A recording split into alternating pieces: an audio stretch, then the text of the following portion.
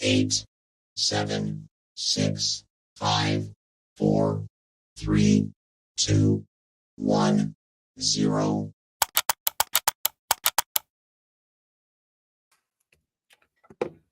Hey, what's up, fam? Welcome back to the 49 Faithfully Show. I'm your host, Mariah Lee. I will be joined by TL. He's fashionably late, the movie star. But we have a very special guest, Twin. Twin, what's up, my guy? Good What's to see going you. Glad on? I could get you back on finally. For sure, man. How you doing this lovely Wednesday? We're in the middle of the week, you know what I mean? So we didn't flip the page almost, So how you feeling today? Feeling good, feeling blessed, alive and well. So doing good. Chat, what's up? Sorry, we're late. Like I said, TL had an emergency meeting, so I was trying to wait for him to see if he'd get done in time. But I'm like, I can't keep the people waiting any longer. So we started. TL will join us when he gets here. Let's see, who do we got? Don, first in the house. What's up, Don? Good to see you. Got Melissa. What's up, girl? Throwback. What's up, Throwback? Tanya, what's up, sis? Ty, what's good? Ty's here live. Yeah, I'm excited as well. We don't normally get to have you in the chat with us. Say live and direct. What it do? He's an old man, so he's normally sleeping when we go live, Let's see. Let me see. Make sure I didn't miss anybody. Jess, what's good, Jess? Hope you're doing well. There's TL. Get over here. Get over here. What you know about Scorpion on Mortal Get Kombat? over here. What you mean? Back forward, hey man, come on. You know who my favorite character was? Raiden. Raiden. I was Sub-Zero guy, I ain't gonna lie to you. Oh, okay. I like the ice, you know what I'm saying? I feel you. What's up? Joel, what's good? Good to see you. And we made it through. TL, what's up? How you doing? Nothing much. Sorry for being late, fam. To you guys into the chat. I had you know how it is. Sometimes you be at work, you have a emergency meeting that pops up. So had to get on a Zoom meeting real quick to discuss some changes. But yeah, I'm back. So I'm here. TL's like, you want my other boss to kick my ass or what? Exactly. My other boss is the one that helps pay my rent. So yeah. So yeah. What's up, Laura? So before we get into anything, game specific, obviously we haven't got to talk to you, Twin, this season. So prior to this win, I kind of just want to get your thoughts on how you thought the 49ers season's going, how you felt about the team, just, your overall vibe with the 49ers overall. And like I said, prior to this Jacksonville game. All right, so prior to the W, we was coming off this 3-game slide. I thought we played, so to me, in my opinion, the first 5 weeks, we played some good football here and there, but for majority of the times, I thought just talent-wise, we were better than everybody we played. And so for me, I'm kind of one of them people who look at the teams that we're playing, then I look at our the guys that we do have. I'm like, all right, we should win. And so then, but I kind of analyze when you are playing a team that's inferior, what are you messing up on? And so I saw a lot of the missed tackles, and I was like, but we winning, so people kind of, pass that on by. But I was glad that we was winning games early on because I've known of the things that we talked about in previous years, like we get off the slow start. So I was like, okay, well, at the end of the day, at least we are winning these games. You know what I mean? But the time came when we did get our first L. I was like, that was bound to happen sooner or later, especially with a team like Cleveland. If you just follow the National Football League and you're not just stuck in or hone in on our team, you understand that the Cleveland is a good team far as just personnel-wise. The guys that they have individually at skill positions on the defensive end, they got some good guys. You know what I mean? But I know they're the Browns, so everybody like, they sorry. And then, they're going through that Deshaun Watson situation, then they're going through the Nick Chubb situation. And even people don't even really know how good Nick Chubb really is. Unfortunately, he got hurt. So they was like kind of dismissive because they were going through that transition, especially when the one and only Deshaun Watson was still kind of hurt as well. So it's like, I don't think offensively they should be able to keep up with our defense, but that defense is real. So I like seeing us play against a team like that. And I was just wondering, what could we do when adverse times hit us? And that's what I was looking forward to, especially when we had a couple injuries that game. I was like, all right, this is what I want to see. I know how we look when everything is looking, is good and dandy, gravy, like we all do in life. When life is giving us everything we want, we can smile, we can, kumbaya and walk around with the biggest, like type of aura there is. But what do you do when adversity hits? And so that's what I want to see. And so when we got squeezed, I want to see what's the DNA of the 49ers and how will we go about doing these certain things. And I saw that we didn't necessarily do everything well. We saw that we started kind of, I say, pump faking towards the end of the game, end up losing. Defense kind of got out of their way as far as missing tackles. Screen game killed us against Cleveland. They was able to get certain things, but we was bending, but not necessarily breaking. And then the next game came, all right, okay, these are 2 road games. We went to Cleveland, kind of lost, close game. Brock Purdy, he was able to move down the field. We saw the little Moody issue, kind of raise his head. I'm like, okay, that's something we need to look, pressure on. What will he do? A little choke, you know what I'm saying? And then we went on to Minnesota, went to the Vikings. A similar situation came with the Vikings. We got a turnover early in the game. Diamond Lenore gave the ball to the one and only Christian McCaffrey. He had little wet hands, you know what I'm saying? A little bloop, bloop, bloop, ball hit the ground. I said, oh, man. But then we saw how that game kind of went after that. Momentum shifted. Kirk Cousins got hotter than fish grease, and then we were sitting back looking like, oh, God, help us. You know what I'm saying? So, listen here, I was sweating like R. Kelly at Girl Scouts convention, boy. I was like, God, help me. This is rough out here, you know what I'm saying? So, anyway, long story short, we end up losing another game. They just nickel and diamonds down the field. But I was like, all right, Brock kind of had his issues, but I love the fact that at the end of the day, we need to go through things like this. I need to see what this team looks like when everything ain't going their way. And so they give us things to kind of work on. So right now, we got the brakes beat off us against Cincinnati, but we really didn't get the brakes beat off of. It was like a 10-17 or something like that going to the fourth quarter. It wasn't really like that big of a beat down, but it wasn't necessarily take care of business. A lot of missed tackles, some of the fundamentals. And I'm like, all right, we just messing up on the basic things, And I said, well, once we get the basic things together, I liked us not having Trent Williams nor Deebo Samuels because our team over the last 7 years have shown we go get hurt, And I know a lot of us like to talk about how when we have our team together, we are world class, but history has shown somebody gonna get hurt on our team. So we better know how to sit here and have an adjustment and be proactive and think of different ways to sit here and say, when these things hit, we got this in place, we got that in place, and we're not solely centered around a couple of these guys. And so it was a good thing that I saw what we couldn't do, but then also it was another opportunity for me to see what would Kyle do. And to me, he didn't do certain things that I wanted him to do. I saw some of that conservative nature kind of drop back in. I saw some of that clock management issue arise once again. And I was like, okay, we got enough time in the season to rectify some of these situations, but we can't turn a blind eye to it as if these things doesn't happen to us, because when we play against better teams or the really good teams and stuff don't go our way, these are the things we need to learn how to do good at. So sorry to be so long-winded, but I was trying to condense as quick as possible. Oh, no, you're good, bro. And kind of wrap it all up right there. You know what I mean?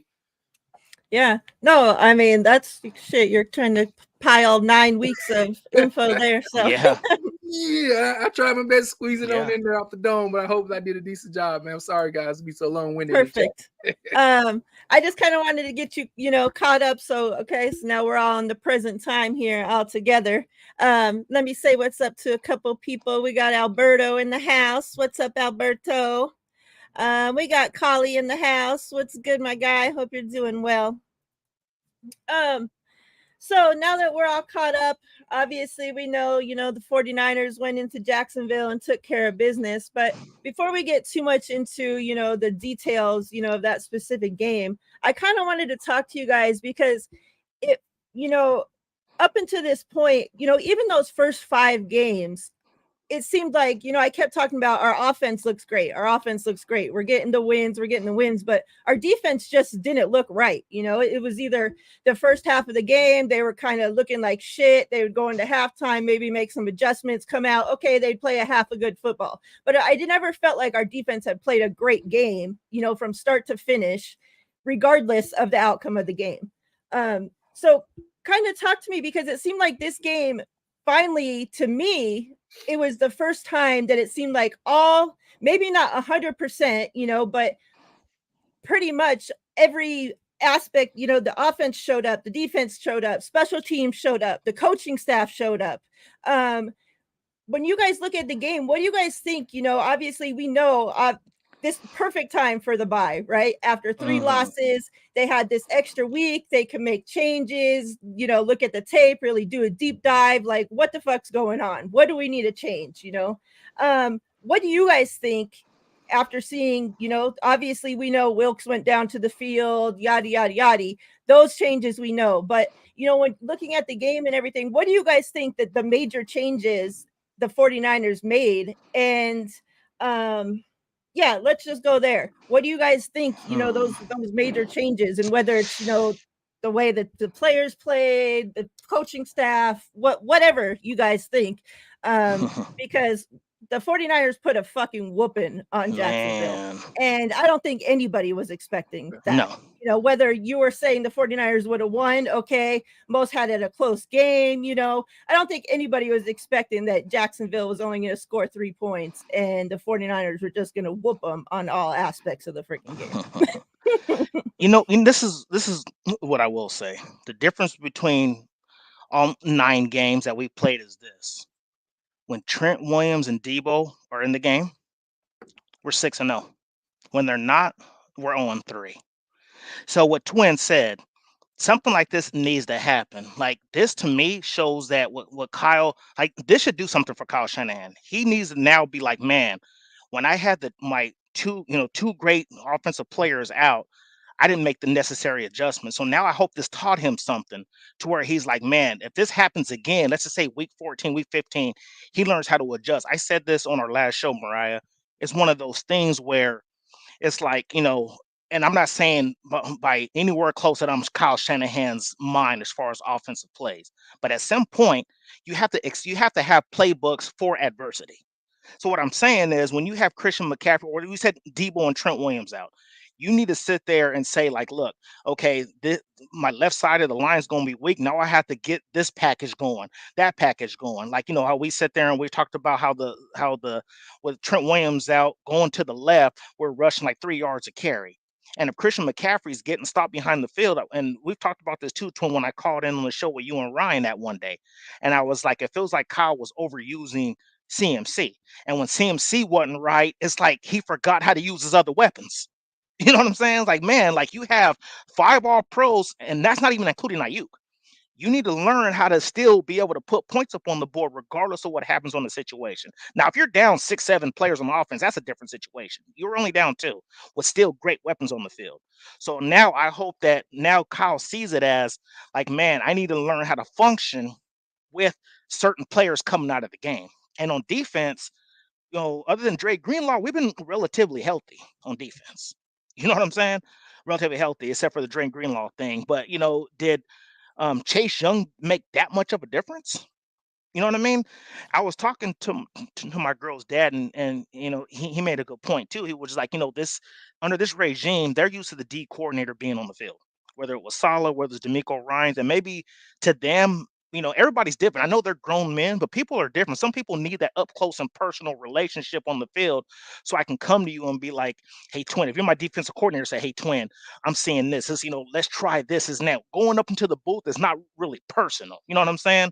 Where you can have your players coming from all 11 starters coming to you and say, "Hey, coach, we're seeing this. You think we can make this kind of change, and he can do it more on the fly." So I just think, like you said, Mariah, this bye week came at a perfect time.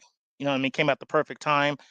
I don't know what the heck is going on. I mean, man, like, is Trent Williams and Debo Samuel that detrimental to the offense to where like it looks like, the way we played against Jacksonville looks like the way we were playing for 5 weeks in the beginning. You know what I'm saying? So yeah, I think this lit a fire under them.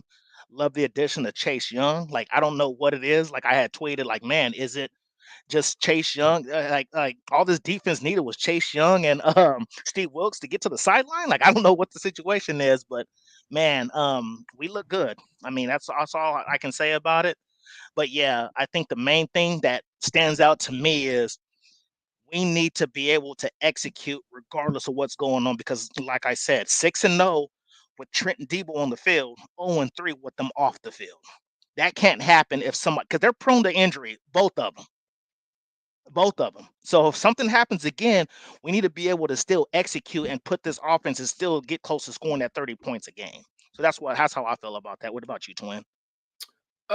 So all right, so I watched the Jacksonville Jaguars play several games. I seen them play, especially when they were across the sea, cross over there. I forgot where they were, but I think they played against the Buffalo Bills. Mm-hmm. And then they play, I think, Atlanta over there or something like that, or Indianapolis, one and two. But anyway, they won both games over there.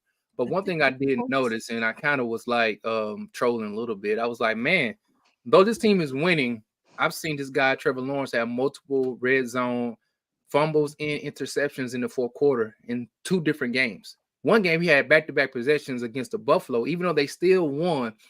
In the fourth quarter, had back-to-back possession where he fumbled the ball. You know what I mean? And I was like, interesting. And then the game before then, he had another turnover in the fourth quarter as well. And so for me, I'm looking at this team, they're winning, but I'm also looking at it and assessing it like I did our team earlier on in the year. Though they are winning, what am I looking at? What kind of product are they putting out there on the field? And so, yeah, they're winning.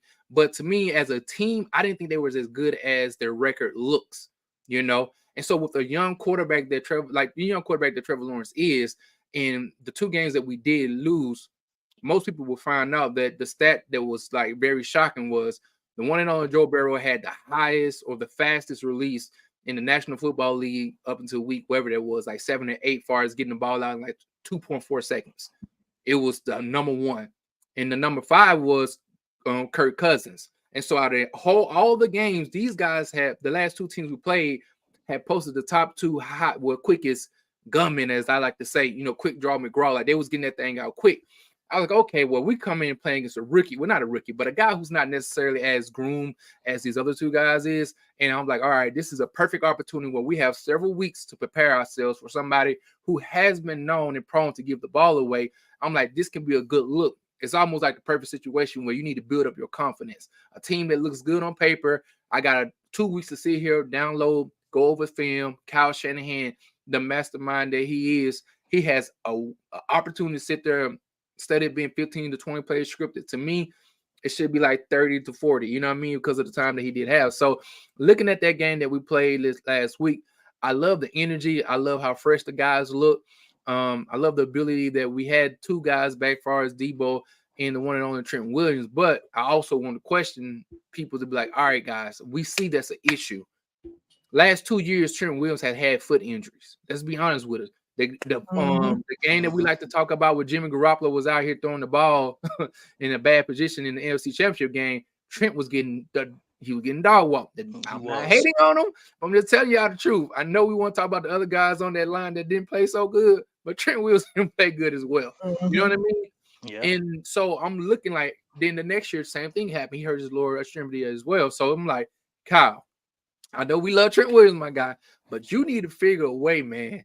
How can we still be a high octane offense if something were to happen to this man? Because it's highly possible, man. I don't want to say that, but I'll be naive to think that we can get that lucky, man. Like last year was the best our offensive line looked since the Kyle Shanahan era, as far as how long these guys played together with no injuries. Like we don't talk about that from last year, but the whole from week 1 to we took a L.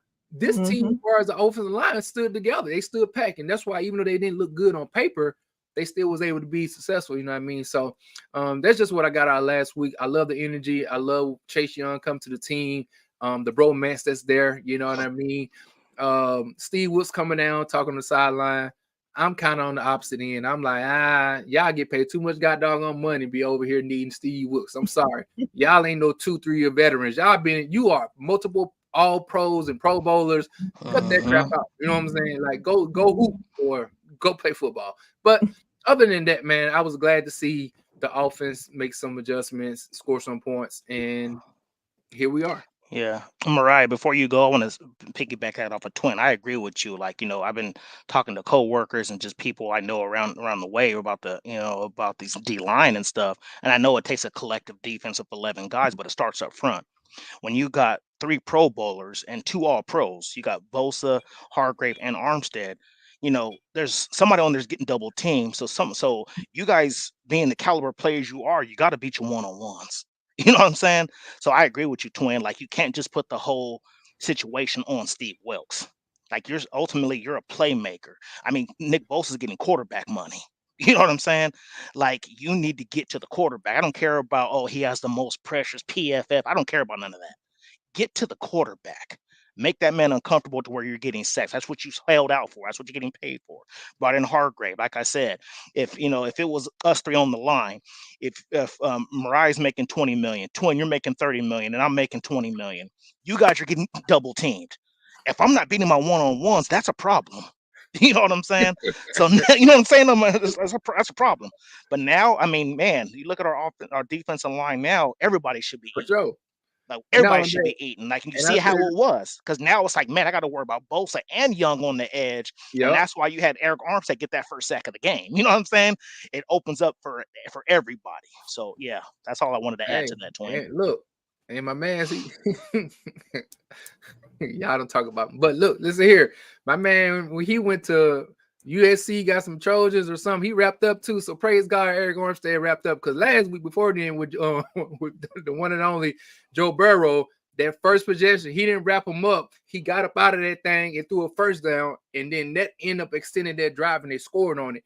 He could have had an opportunity in that first drive to sack him, been 3rd and long, and we could have got the ball back. But that's how momentum shifts, especially on the road. So I'm glad that they you know what I'm saying, they gave him the bear hug too as well. So it was good seeing these guys tackle and stay disciplined and not miss 14, 15 tackles by our good guys like a Huff and Fred Warner, who was missing a lot of tackles early on. They was able to sit there and have sound tackles and wrapped up. And that's what you really need with a defense like ours. Yeah. TL just talked about that, but that was actually my next question, was because that seemed, I've been listening to somebody was talking on Spaces, and they were saying that Bosa this week looked at like a completely different person, that he was, had a different energy out there. Obviously we see the stats, speak for themselves. But they were saying that, we just paid Bosa all this money, and we already got you help with Hargrave, so you upgraded Kinlaw to Hargrave, and you haven't done shit, the first 8 weeks, whatever, of the season. And it's like, now we go out and get you another, piece that's, a first round, second number 2 overall draft pick. And now you can finally do something, so it's like, they were saying, is it a mistake that we paid Bosa because he can only perform? Like, you're supposed to be the guy, you're supposed to be the help. We shouldn't be going out to get you help, is what they were saying. So like, how Twin, I mean, TL kind of already spoke on it, but how are you feeling about, the Bosa situation, how Bosa was performing up until now? Do you think that, it's just like, what do you think? Like, is it because now he has extra help, he can finally do something? What do you think the difference was between the first 9 weeks and Nick Bosa this week? Hey, at the end of the day, he got a lot of coins, you know what I'm saying? He got a lot look, he got a lot of gold, you know what I'm saying? And for me, as you know, I'm a basketball guy too as well, right? So I love basketball, and sometimes I like to break it down in that way. Steph Curry right now, though he's the highest paid player on the team and everybody else not playing that good around him, he's getting all the double team. He's getting the defensive coordinator scheming against him. He's first on the doggone list when it comes to, can we stop this guy? And the man's doing 90, 45, and like 50 from the field with all of this attention on him. You see what I'm saying? So I'm looking at, hey, Bosa, hey, man, this is why you get paid that type of money.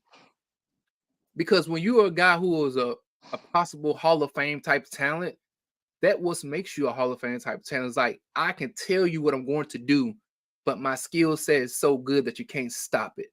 And what makes me who I am, and I know people like, the pressures are cool, but the sack is the sack. It's the reason why we finna do a countdown with him passing maybe Dana Stubblefield or somebody, right? Or Amar Brooks.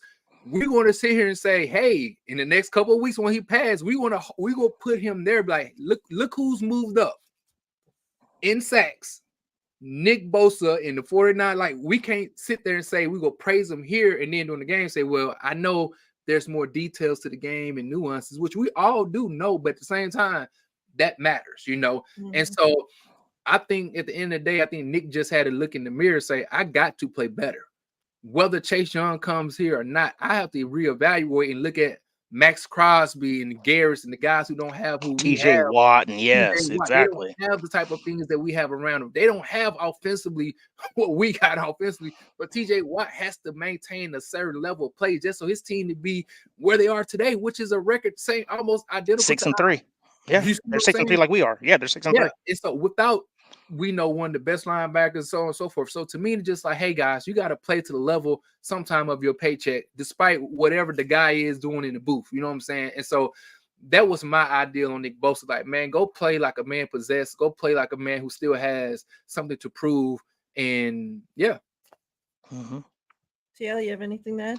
No, he pretty much hit the nail on the head. You know, I set him up and he hit the home run. You know what I'm saying? So, yeah, that's pretty much how I feel about it. Like, yeah, I mean, the Steph Curry analogy was perfect. Like, regardless of him, you know, you look at him, you look at the Anthony Edwards is another one I feel like, you know, from the Timberwolves, like they're honing in on this dude because Carl Anthony Towns is not that really that guy no more. So they're like honing in on this dude, but he's still putting up 30 a game, still hitting 85% from the free throw line, where he's still doing what he has to do to get over his team over the hump. And like I said, you have Armstead who's made a Pro Bowl, and then you got Hargrave and Bosa who are two All Pros.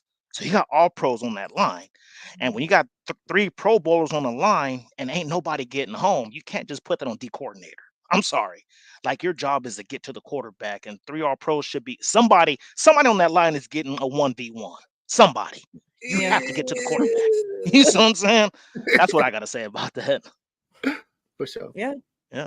All right, let's get into this Jags game a little bit and then we'll move along.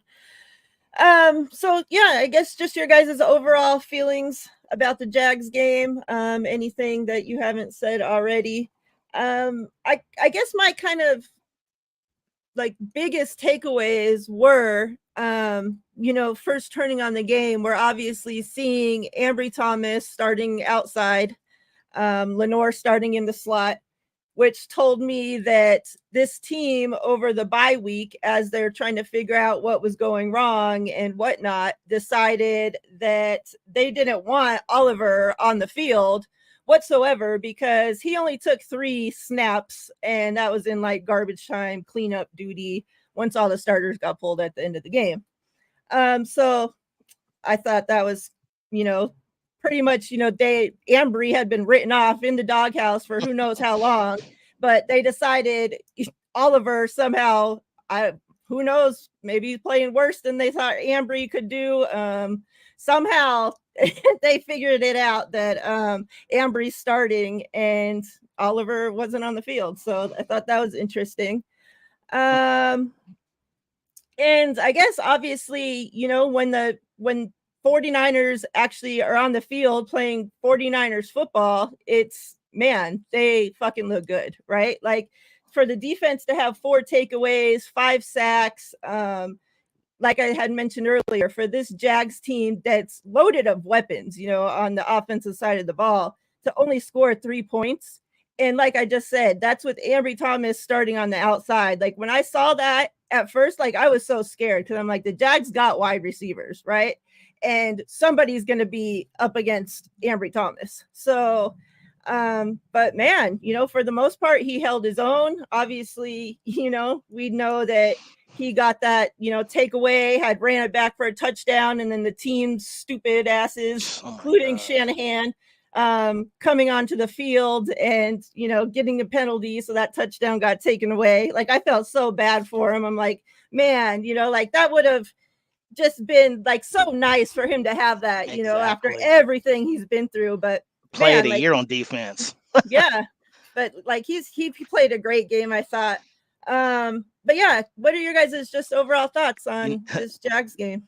You know what, Mariah, and you know it's funny. I've played Pop Warner football, and you've been taught since elementary school, play through the whistle.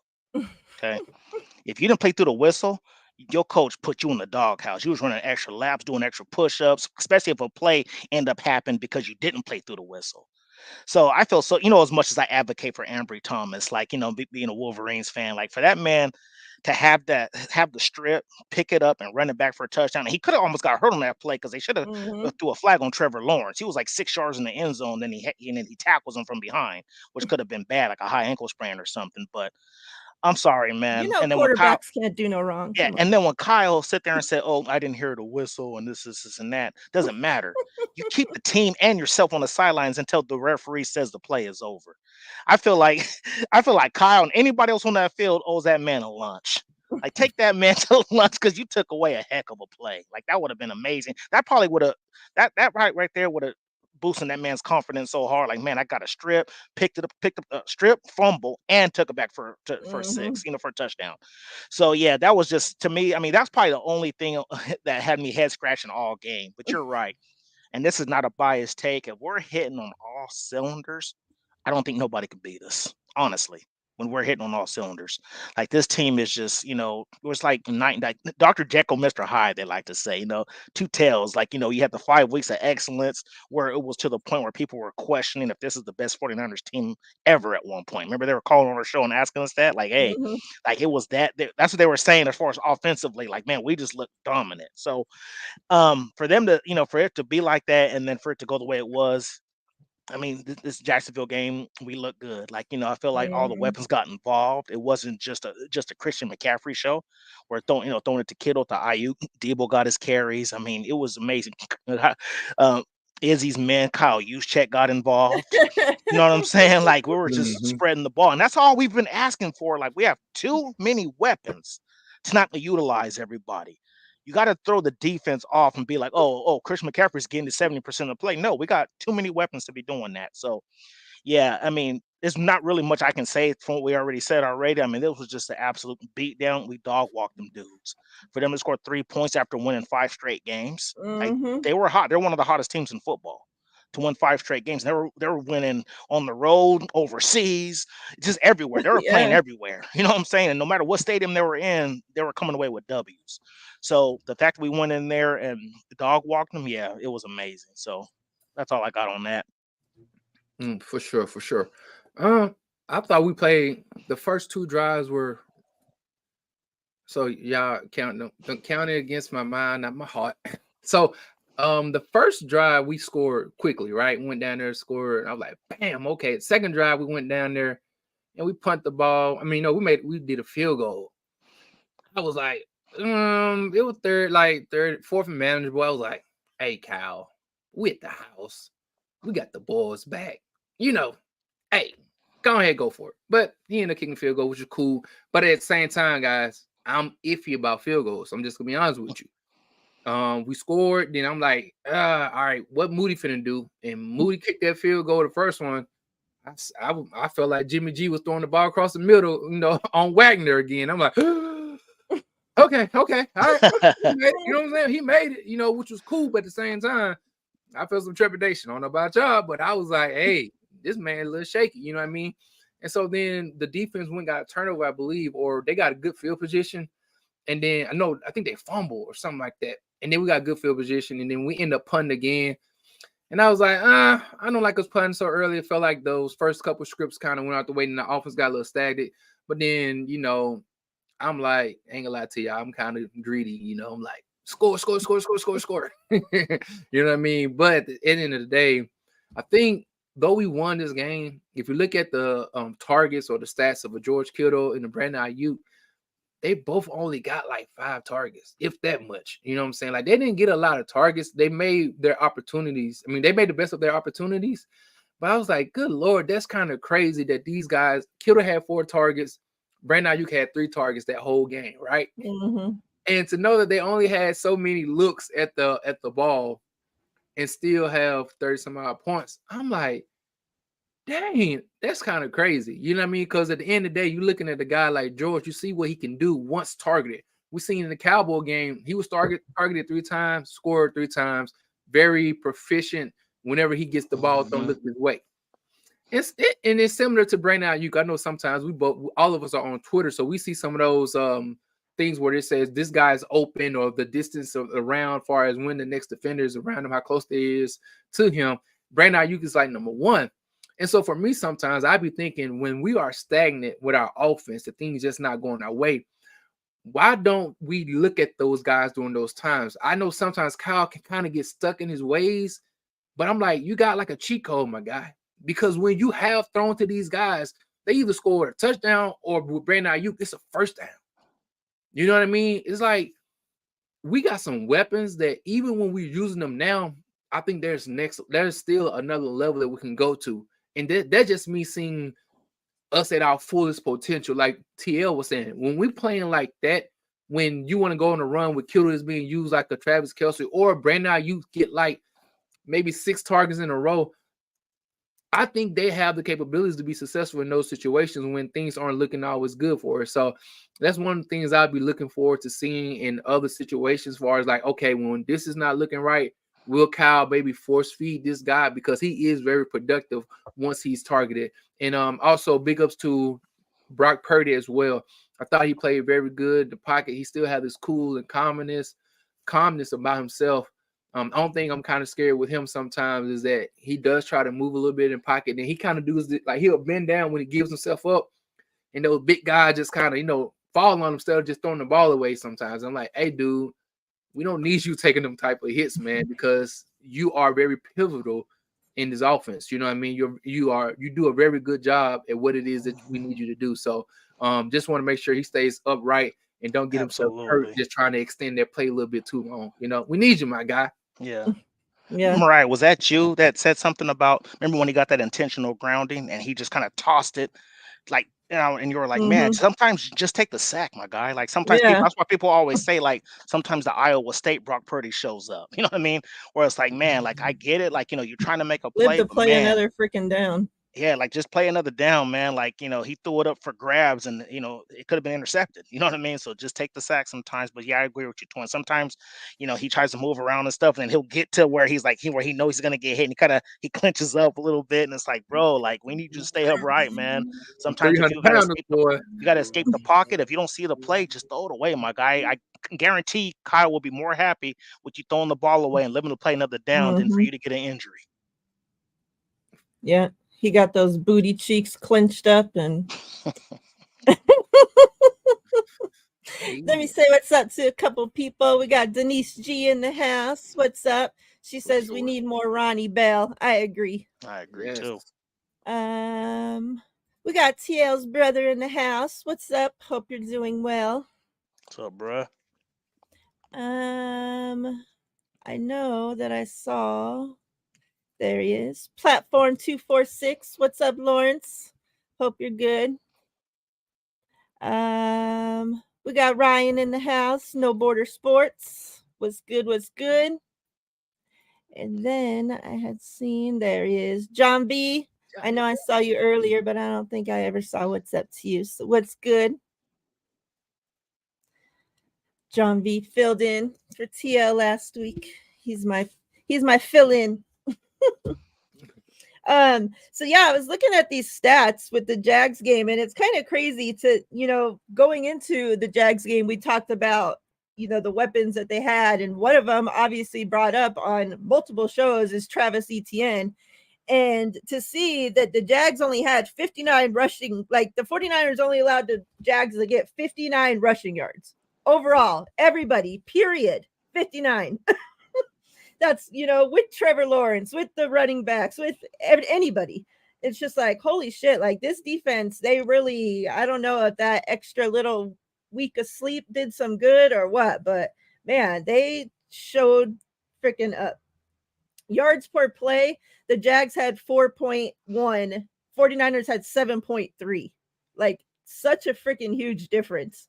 Total yards, the Jags had 221 total yards. 49ers had 437. Like we just dominated them on all aspects of the field. And like you said, that's with the offense not even they weren't even started going till like the second half. They were just like putting along, right? And it's like they still dominated.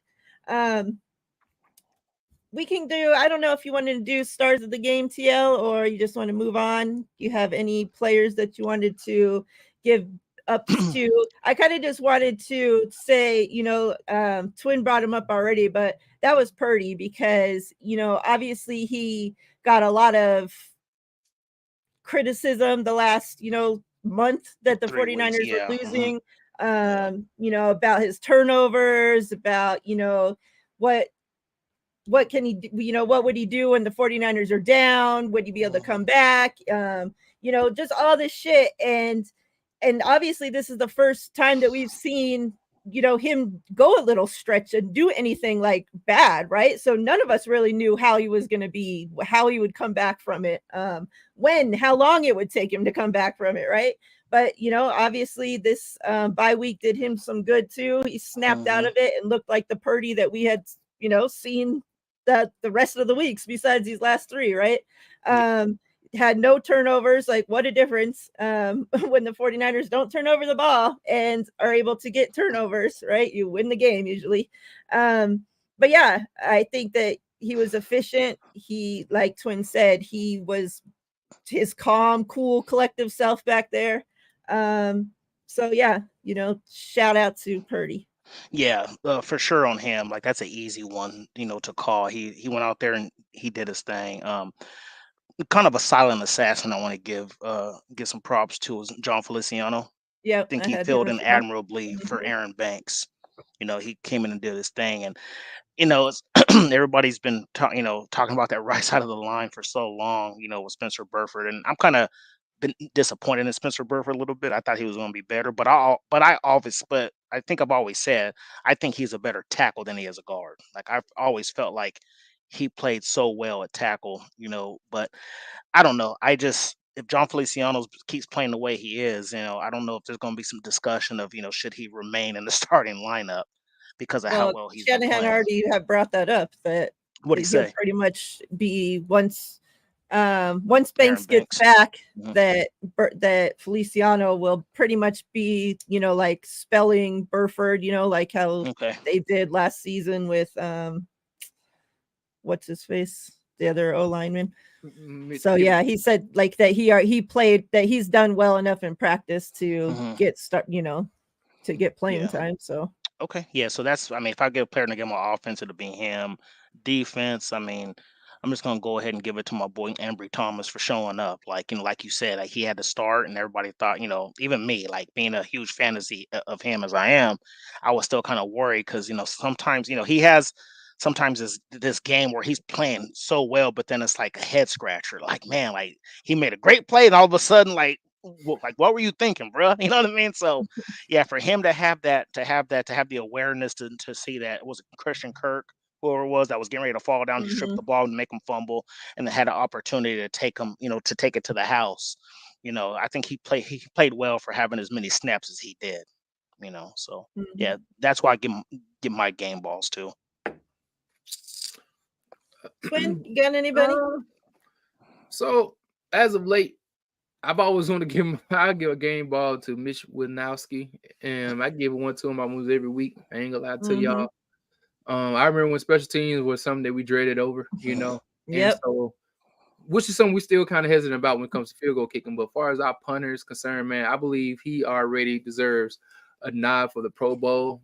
He's probably one of the guys who I'll be the first person, one of the first people that I think deserve a nod already in this season. He's been kicking his butt off. He's been coffee Yes. cornering that thing. He's been giving enough air underneath it so the Odoms of the world can run underneath it and get these guys stuck in the 5. They got to march the ball down 95 yards. You know what I mean? And even though some teams have done it, it's just like, dude, that's grueling. You know what I'm saying? For our offense to have to be that perfect for that long against our team. And so I really like what he has done this whole year. And even yesterday, well, not yesterday, but Sunday as well. Who else I would say? Man, I would say I don't think I could pick one person out like defensively that I want to sit there and say, hey, here you go. But I'm always a big Dre Greenlaw fan. I love when he plays a healthy game. I think he's definitely, you could feel him. Like he's a guy that you can feel, out there. It's similar to how, I'm a Draymond Green type, like that type of energy or Draymond. Like he may do something that's skeptical, make you scratch your head, you know what I mean? But sometimes you need somebody to really lay down the lumber, you know what I'm saying? And I think he brings that intensity when he's able to sit there and see you coming and he hit you head on and you go backwards and you don't push forward or you don't have the ability to churn them legs and get an extra yard or two. That matters when you're talking about physical football and hitting and giving up good clean hits. So him, I want to give him props. And then also Hargrave. Hargrave had heard some things because he wasn't necessarily playing good since like probably week 3, but he was definitely productive. He was moving to the LOS, and I think just the D line in general as a unit was able to sit there and move that line. So it gave the guys like the Greenlaws and the Warners of the world eyesight. They could see, they saw their gaps and they didn't have to worry about, somebody touching them because they was already shredded. As far as the defensive line, the O-line shredded and got to the second level and was able to touch those guys. They was able to sit there and make good, clean tackles. And that's what you need to do from your two guys like Fred Warner and Dre Greenlaw. You need them to make good, clean tackles as well. So just want to big up the whole D-line because to me, this is where everything starts from, right to that D-line.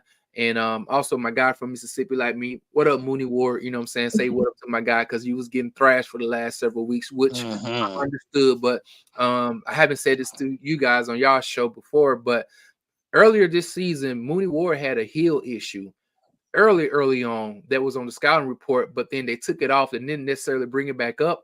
But I think that's been really plaguing him for the beginning of this year, man. When you're a cornerback, and mostly he's known for being a press man corner, when you have a heel issue, that's not good, Not at all. And when he plays zone, we wonder why there's so much cushion because he doesn't have the ability to turn and run. You know what I mean? And he can't come up and play press man coverage for real. If your heel is hurting bad, he can't hit and turn as well. And so I believe this bye week gave him an opportunity to sit there and rest that heel a little bit. And I think he was a little fresher and he didn't have to get real handsy because he couldn't depend on he had to get handsy because he couldn't depend on his physical capability as far as his lower extremity, in my opinion. I'm not saying it's the gospel or anything, but that's what I'm looking at. And I'm like, all right, they hadn't said nothing about this on the injury report, but I know that hurts. You know what I mean? So, that's my 2 cents about that. Okay. That would make sense. And I mean, I forget what the injury, I think it was last season. Remember he had some injury and I think they rushed him back too fast because obviously we don't have great backups, when he's out, when our starters are out. Right. But I remember that those first couple of games he came back, like he was getting torched out there. And it seems like it was a foot. If I remember correctly, it was a foot thing. I don't remember if it was a heel or a toe or, whatever, but it was a foot thing. And I remember he, those first couple of games back, like we were like, holy shit, like you guys should have just brought in the fucking backups. so it makes sense. Real quick chat. I know, obviously this is the show that we normally do giveaways on, but when I have a guest, I don't like to be stopping, when it's me and TL, it's different. So what we're going to do this show, I have 3 giveaways ready. We're going to have you guys start entering your numbers now. At the end of the show, we'll draw the winners. And I'm just going to draw all 3 winners from the same group of numbers. So you're just going to enter your numbers once. And the giveaways for today, we're going to draw them in this order. So the first number that we draw will be for this George Kittle, Touchdown Masters. The second one that we draw is for Nick Bosa. It's for his 2022 Defensive Player of the Year title card. And then the third winner that we draw, Ambry Thomas, is going to be shout out to Ambry Thomas auto. So, like I said, everybody start entering your numbers now. We'll draw those at the end of the show. Yeah. Danielle, you have to pick a number between 0 and 100, but you can't duplicate what's already been put on the screen. Yep. Pick a number 1 through 100. No duplicates. All right. And if you guys, the numbers, because she's on Twin. So okay, so she guessed 89. Let me re-put it Okay, because I I see don't it. know if the It's on mods are ours going to now. be able to see.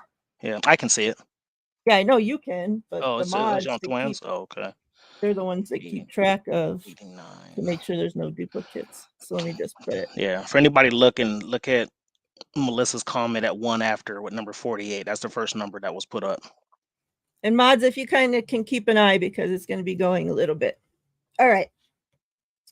So going in, well, actually, let's take real quick before we touch on the Tampa Bay game. I want to kind of look over these next games, the next 5 that the 49ers have, and what you guys think, we can come away from those games. Because obviously, we talked about the 49ers, they needed to start fast, right? Well, they did that. But then, obviously, we know that they lost games that nobody probably was expecting them to lose, right? So now you kind of have to make up, right? Like you need to, like, you don't have no cushion now, right? So these next 5 games is kind of a little bit crazy because we know we got Tampa Bay this next week, and then we have at Seattle, we have at Philly, then we have Seattle at home, and then we go to Arizona with now Kyler back. So looking at that 5-game stretch, we know the 49ers now sit at 6-3. Where do you guys think? How do you think that we can go through those games? Go ahead, Twin. Let you go first. Man, I'm trying to pull up the schedule for myself as well. I think I want to see us.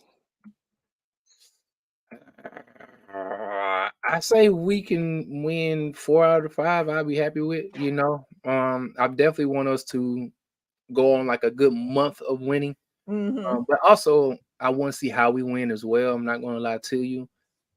I like to see us go through another adverse situation and see how we react. So, all right, you said Bucs, Seahawks, Eagles, Seahawks, Cardinals, right? And so I want mine is going through some issues in the Seahawks and Eagles game, and that it's not a blowout or nothing like that. I want to see a struggle far as just playing a real intense, tight game with guys healthy and see how we respond, far as maybe having to come back in the fourth quarter again. And I want to see that. I want us to get reps. You know what I mean? I know if we look at this team over the last, 18, 20 games, most of the time we won by a big margin, because, our offense has been really productive. But I also like it when guys in a young quarterback like Brock Purdy get some reps when things aren't going well for him against some, some good teams or on the road and things like that. Because at the end of the day, those mental pictures you get, what I'm saying, and being in these different types of environment and so on and so forth, you also get that thing out of the back of your head because, okay, now I'm back in fourth quarter again. I'm down. You can maybe erase some demons that you probably had because of the Cleveland game and the Minnesota game. You know what I mean? And also the Bengals game. So I want us to get in some, some sticky situations again because I know at the end of the day, man, I'll be honest with y'all, I know we can win enough games throughout the regular season to make it to the playoffs. I'm not tripping about that. My thing is I want a ring. Like, listen here. Hey, God dog it, I want us to get that god doggone bowl ring. So I want some bad situations so that I can see us grow, you know what I mean, and evolve in these situations because I know in the playoffs when you play against certain teams, these situations will come. And so that's what I like to see. You know what I mean? Like, okay, guys, get the victory. Give me a minor heart attack, you know what I'm saying? But let's keep on moving forward. You know what I mean? Yeah. I got the same sentiment. I think we go 4-1. I had before the season us losing to Seattle once anyway. I had a splitting, and I'm not going to change that. I think we might. Sucks that it's on a holiday that we lose, but I think we're going to lose our first game against Seattle. But I see us taking care of business against Tampa. When we come back home, I see us beating the Seahawks again for the second time. And I know somebody said that it's too close back-to-back games, for us to beat the Seahawks. But we saw that last year, and I know it's a different year, but Geno Smith hasn't been playing like he was last year. Mhm. He hasn't been playing as well. Yeah. So I really feel like they're, but they do have a better defense this year. But I feel like their offense is not going to be able to match ours. And I do see us beating Philly though. I don't know if they were if you were in your five, but Yeah, there. yeah, Yeah. they are okay. Yeah, I do see us beating Philly. I just have a feeling that we're going to beat them, and I don't want to get too ahead of a schedule. I had us starting the season at 12-5. Only two games I see us losing going forward: Baltimore and Seattle. That's it. Okay. I can dig it. You guys don't think that we have any trouble with Arizona now that Kyler's back? You're still just writing them off? No, I'm not going to write them off, but they're, we've always struggled with the running quarterback. Let's just be Exactly. honest Come here. on Let's now. just be And his honest here. little fucking ass, like, they already have that video going around See how freaking fast, Twitter with him going, man. I'm like, this motherfucker, like, that's That your dude is. first game back from a torn ACL, and you're back there running around like freaking nothing. Like, He probably went from a 4.32 to now he's probably still a 4.36. He probably didn't lose much speed. disgusting. Dude is fast. I mean, we always struggle. I feel like, this team has always struggled also with like fast receivers, like them, short like Rondell Moore.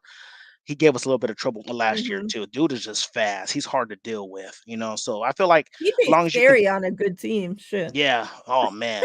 You put him with you put him with like On the Justin Herbert or 49ers. somebody like with the Justin Herbert with to go with Keenan Allen, he might be deadly. But yeah, I think Kyler Murray, obviously he gives us fits, because of his athleticism and as a running quarterback. But I think that team is just in shambles. I think that they've been playing competitive. Well, they haven't really been playing competitive after they got rid of Joshua Dobbs. And Mhm. but yeah, I just think that we're just gonna have their number. I feel like we're gonna sweep Arizona. I hope we win too, not just because it's my team, but I know you're going to that game. It sucks going on the road and taking that L. Yeah, I know. Yeah. It sucked enough just going to the preseason game here against the Raiders Oh my and, goodness. like us fucking losing.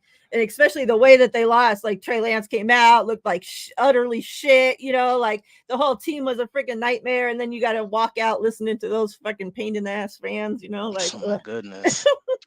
so yeah, I mean, I hope, like, I'm with you guys. I hope that we can go through those 4-1. Prior to us having this 3-game losing streak, I probably would have looked at that and would have thought, okay, we split with Seattle and maybe drop to Philly. But like I said, we don't have that room for fucking error now. So you need to either sweep Seattle or lose to Seattle and beat Philly. Like, you can't come out of there losing 2 games, I 3-2. don't think. Yeah. Yeah, like that'll Yeah. be bad. And regardless of the situation, like, people want to sit there, oh, it's just the Lions. The Lions been playing good football. I don't care what nobody talking about. The Lions been playing well. So yeah, you're right. We can't. I feel like we go 3-2 because the Lions are 7-2 right now. So we Yeah. gotta stay on top of our game to make Mhm. sure that we don't get too below them. You know what I'm saying? So yeah, we go 3-2, and all of a sudden, we have 5 losses, and let's just say, you know, Lions only got 3. That might be an issue going forward. Now we're instead of having the 2 seed or possibly 1, we might be looking at the 3 or 4. You know what I'm saying? So yeah. For sure. Yep. Real quick, if you have just joined and haven't entered your number for the giveaways yet, go ahead and get your numbers in. The first number started with Melissa at 1 minute after. So if you want to scroll up, make sure you don't get the duplicate in there. We're pulling all 3 giveaway numbers, all 3 giveaway winners at the end. So yeah, get your numbers in. Real quick, I think my dog's gonna go crazy. Okay, maybe not. I heard him. All right, so let's look at this Tampa Bay game. Obviously, we know Baker, he's been kind of up and down, I guess, kind of Baker-like, I don't think anybody's very surprised by him so Yeah. far. Looking at, just a brief overview for Tampa Bay, Mayfield has a little bit under 2,200 yards for the season so far. Rachaad White has 429 yards rushing. Mike Evans is leading the team with 737 yards. Obviously, it seems like Mike Evans is always going to do his thing no matter who the quarterback is. So that's no surprise. Yeah, I mean, Delaney, the cornerback, he's leading the team in interceptions with 2. So, I mean, they've been pretty, lackluster, I guess you could say. I'm not scared of them one bit. I think even more so, even more confident having Chase Young on this team now. I think, that whole we'll meet at the quarterback thing is really going to come into play with Baker. The fact that they're both going to be able to plant the flag on fucking Baker's ass this Sunday will be very glorious. So yeah, I mean, I'll kind of come in after you guys talk and close up with my thoughts, but and give my score prediction, but I'm not scared. I think Baker is he's a fucking head case. Like, I think he has all the skill to be a great quarterback, but I don't know if he just gets in his head or like he's just goofy. I just think he's fucking goofy. I think the thing with Baker Mayfield is he thinks he's better than what he is. Like, he has a little arrogance to him, like, oh, I know I can be that guy, whatever the case may be. But to look at his numbers, after 11 weeks, he's not his touchdowns are not that high, but he has 14 touchdowns, only 5 interceptions. Yeah. Not playing too bad. He has his He's weapons taken at receiver. 16 sacks. 60, yeah. He's taken, I mean, he has his receivers are good, and Chris Godwin and Mike Evans and stuff like that. The running game is kind of so-so, but yeah, I'm not scared. I'm not gonna sit here and get cocky and say, "Oh, look what we did to Jacksonville. We're gonna blow them out," because as we've seen, sometimes we don't execute. You know what I mean? So I just think that I as far as us going to win, I don't see us having an issue getting this W. I feel like this bye week lit a fire under us a little bit. I don't know if it was Collie or somebody mentioned in the chat earlier, like, this defense just even looks different, looks more aggressive. Steve Wilkes, I haven't seen that much emotion in Steve Wilkes since we got him. Like, he was on the sidelines, like dabbing up his players, giving them hugs, and like he was just. And I feel like, and like I mentioned earlier, like even though they're grown men, some people just don't like that. Just as we are an adult, sometimes like me as a worker, you don't have to talk to me if you're my boss. You know what I mean? You don't have to talk to me. Just don't micromanage me. You know what I'm saying? Like, because I'm doing my job. So I think with them, like I said, since Kyle came in 2017, he's had that D coordinator on the sidelines, and some people don't like change. Some people like that somebody in your face and, hey, let me holler at you real quick, and this and that, instead of putting on headphones and talking to me through the headphones. Let me talk to you in person. Some people like that interaction better. So yeah, I don't think it's a domination, but I do think we'd win by at least 10 points. Go ahead, Twin. Okay. Well, looking at the schedule, man, they've lost some games, but none of the games that they lost, it being like there's only one blowout on their schedule for real. Offensively, they're kind of like bottom 10 in a lot of categories, like you were just saying.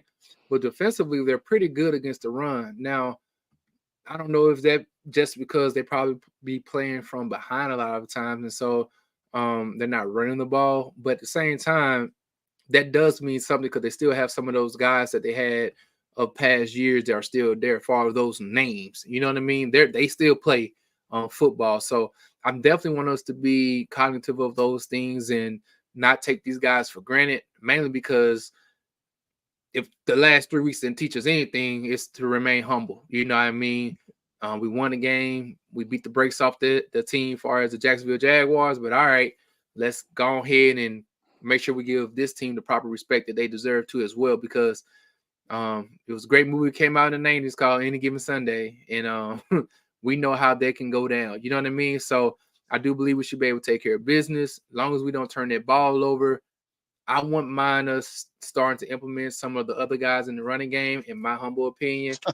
Gosh. I know it might not be the thing to say as a 49er fan, knowing that Christian McCaffrey is a Swiss Army knife, but I don't want a knife that's dull in January. I want to still be able to cut. You know what I mean? Exactly. So Just throwing out there, hey Kyle, George Mason averaging like 5 points something, yard per carry. You know what I mean?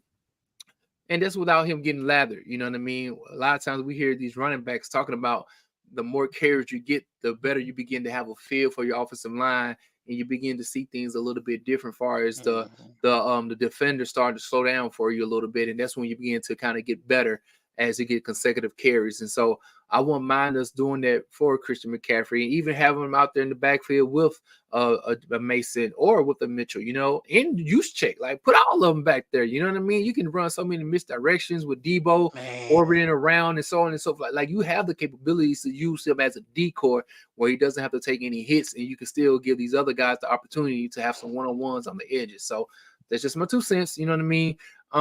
But other than that, though, I do believe as if we get to touching him a little bit, far as Baker Mayfield with our defensive line not having to blitz a lot of the times, it will be up to our corners to play sound football, and that meaning just to turn your head around. A lot of times these referees, if you don't turn your head around and the wide receiver just slow down and engage with you as they try to come back to the ball, they're going to throw a flag.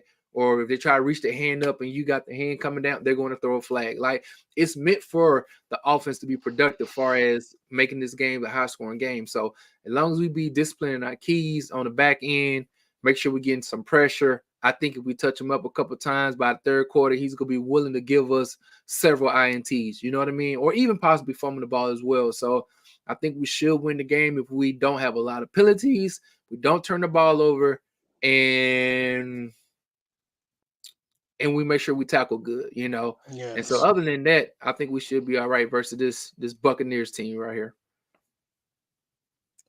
Sounds good. TL, score prediction.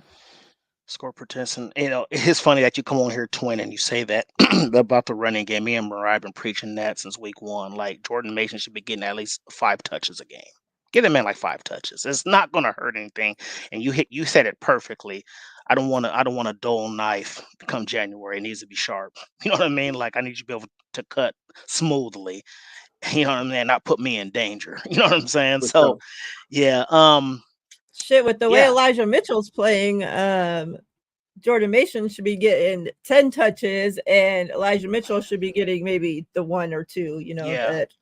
Yeah, he needs to be, and I'll talk about this a little bit later because I saw your guy got cut from the Jets, but then my automatic thinking was, oh, Michael Carter's available. Oh, but we get him, we wouldn't use him anyway. So, let's be real here. Come sit on beside me. Come sit by Coach. Because I don't know if anybody knows. I know people on the chat know Mariah wanted Michael Carter bad when he was coming out of the draft. She wanted us to draft him, and we didn't. Now he's available, and I was just like, first thing I saw was, "Hey, Mariah, your guy's available."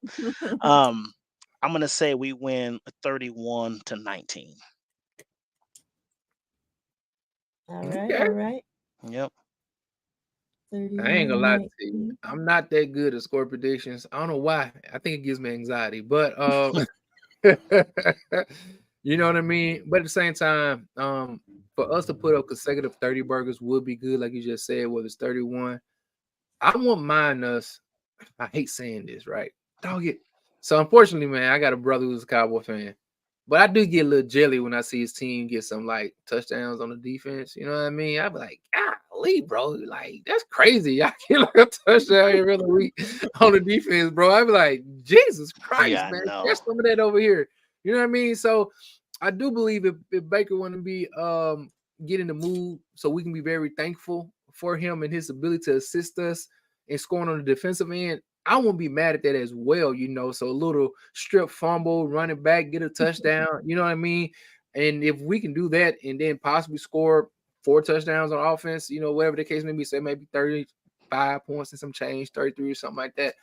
I would like to see that because, again, there's just momentum, that we need. And I know we would be going, I'm the type of dude, I want us to beat the brakes off of them early on so we can sit some guys, in the fourth quarter, don't have them out there still playing.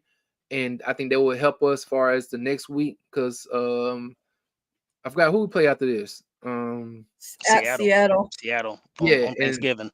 And I think we're gonna do one of them things right here, right? We're gonna travel. Yeah, No, travel to Tampa. No, yeah, travel to travel Tampa. to Tampa, go back, play at home, right?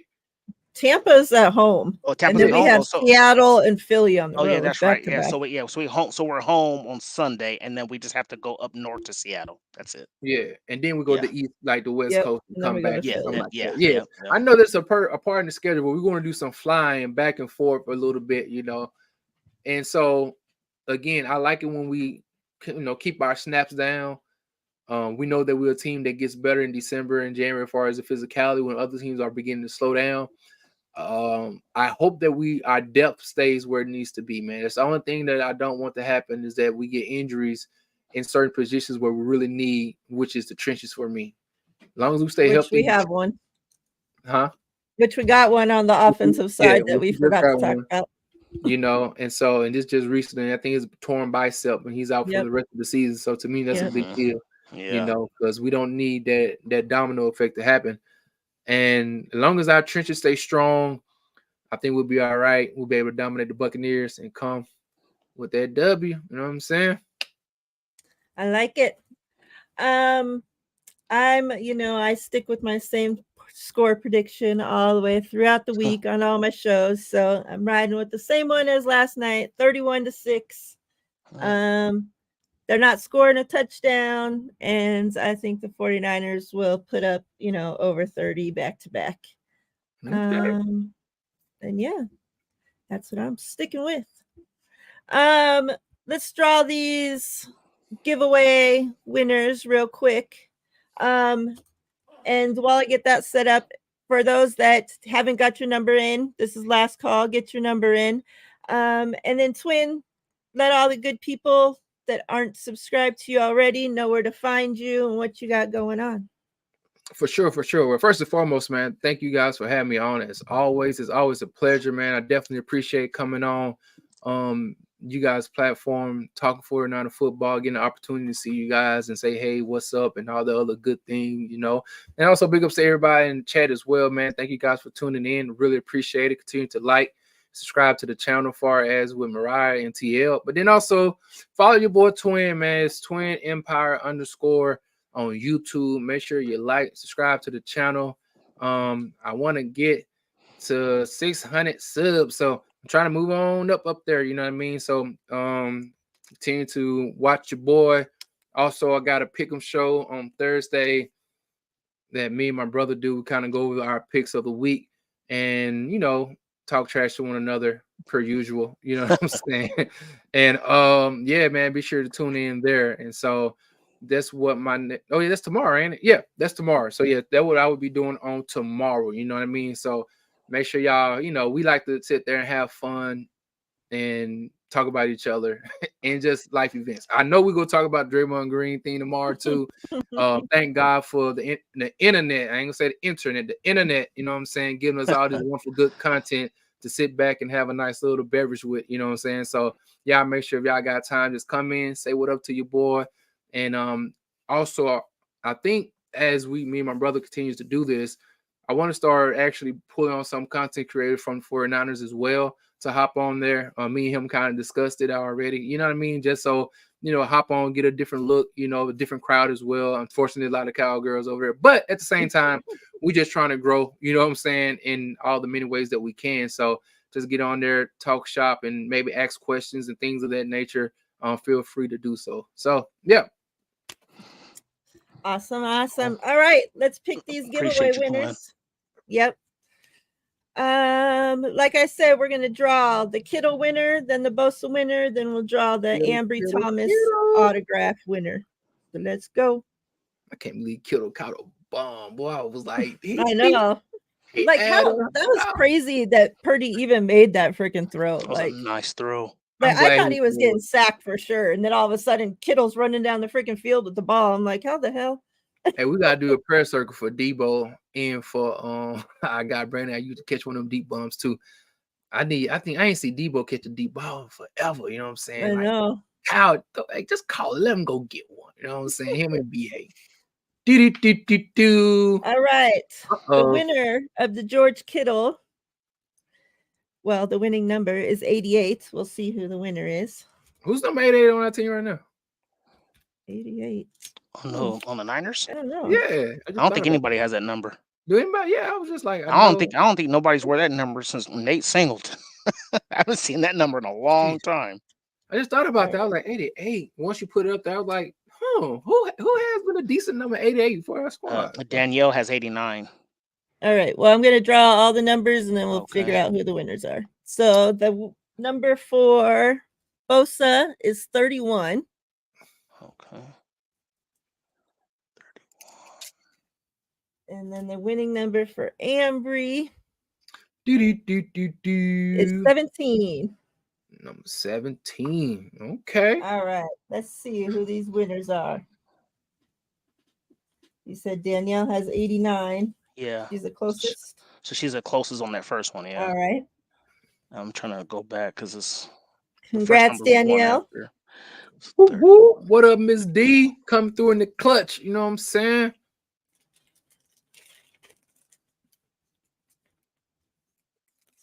Put her name on here.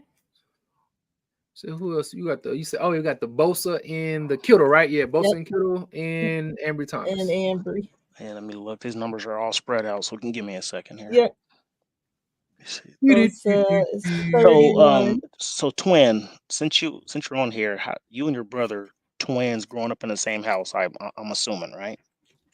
Yeah. How did one become a Niners fan and one become a Cowboys fan? How did that even happen? Technically, we're not twins. Okay. Okay, but I don't know what's wrong with him. Unfortunately, he I don't know what's wrong with him. You know what I'm saying? Like, I don't know. I guess because the era that we grew up in, it was like red or blue, Crips and Bloods, you know what I'm saying? Mm-hmm. And I knew gold was better than silver, and I just made it the correct selection, you know what I mean? And we've been beefing ever since then, so yeah, man. It's like Bebop is the second winner. Bebop, Aroni. What it do? The last one was 17, right? Okay, let me see the winner. Yeah, I said my house is definitely divided. I said I have a brother who's an Eagles fan. Dang. I have a brother that I know, right? My brother who's a Cowboy fan. My mom, she was a Saints fan, and I have one brother. He don't mess with football for real. And then my pops, he was kind of miscellaneous, you know what I'm saying? So yeah, it was definitely a house divided. Yeah, it's funny. Growing up, so me, my brother and sister, and my dad are 49ers fans. My mom's a Ram. See, Lee is 14. Yeah, leaving. I was about to say leaving. And then in baseball, same thing. We're all Giants fans, San Francisco Giants fan, but my mom's like the Dodgers. It's definitely interesting right there. Yeah. But see, the funny thing for us, I'm from Mississippi, so we kind of have free reign. You know what I mean? It's kind of hard to kind of like no pro team really. Yeah, pick no pro team there, and so you just kind of go and pick one by the seat of your pants, unfortunately. And so, yeah, that's what made us love sports. Where hey, we don't got a team to pick. Hey guys, go out there and draw. Draw a good one. I tell my brother all the time. Yeah, that's crazy. So I know you say you're from Mississippi. So when I got out of boot camp, I went down to to do my A school down in Meridian, Mississippi. You know where that's at? Yeah, it's real. It's close by. Oh, really? Oh, nice. Okay. Oh yeah. Yeah. So I grew up in a place called Natchez, and so like it's a very small town, country town too. Like people don't know. Like tell y'all a little something about your boy Twin. I used to like ride horses, right? And I used to compete with horses as well. So I used to do barrel racing and rope cows and stuff like that. You know what I mean? So that's how we spend a lot of our weekends, you know what I mean? Going on trail rides and riding horses. And then, we will have football, so we would do like football, then leave football, then do like a trail ride, you know what I'm saying? And then watch Sunday night football or Saturday mornings, do a trail ride and then watch college football or something like that. And so, being outside in sports kind of really kept us all, you know what I'm saying, in the house and active a lot of the time. That's awesome, bro. All right, Lee Ving wins the Ambry Thomas auto. So congrats, Lee. Congrats, Danielle. Congrats, Bebop. Shout out to the chat.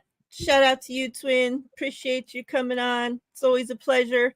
We got to make sure we don't, have such a long time in between this time. For sure. And tomorrow I will be back with what is tomorrow? Steph, Thursday. Yeah, Sanchez, Thursday. right? Tomorrow with Steph, the Two Goat Show, and we have on Coach Desi will be our guest. So yeah, tomorrow 3 Pacific time, 6 Eastern time. Make sure you tune in. And yeah, shout out to all y'all. Everybody have a great rest of your week. Stay safe, everybody. We're out of here. We got a good game on fam. Thursday, guys. Praise God. Yes.